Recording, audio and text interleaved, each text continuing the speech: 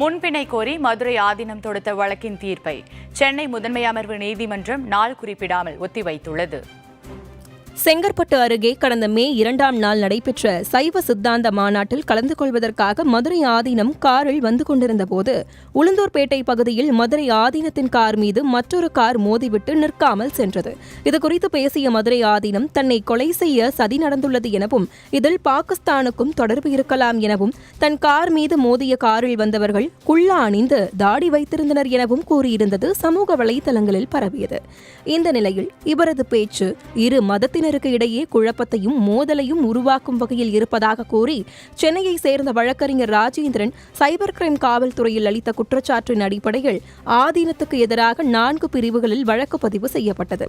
இந்த வழக்கில் முன்பிணை கோரி மதுரை ஆதீனம் தரப்பில் சென்னை முதன்மை அமர்வு நீதிமன்றத்தில் வழக்கு தொடுக்கப்பட்டுள்ளது. இந்த வழக்கு நீதிபதி கார்த்திகேயன் முன்பு விசாரணைக்கு வந்தபோது உள்நோக்கத்துடன் குற்றம் சுமத்தப்பட்டுள்ளதால் தனக்கு முன்பிணை வழங்க வேண்டும் என மதுரை ஆதீனம் தரப்பில் தெரிவிக்கப்பட்டது.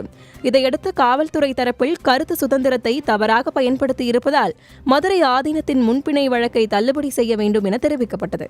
இதையடுத்து நீதிபதி முன்பிணை கோரிய வழக்கின் தீர்ப்பை நாள் குறிப்பிடாமல் ஒத்திவைத்து ஆணையிட்டார்.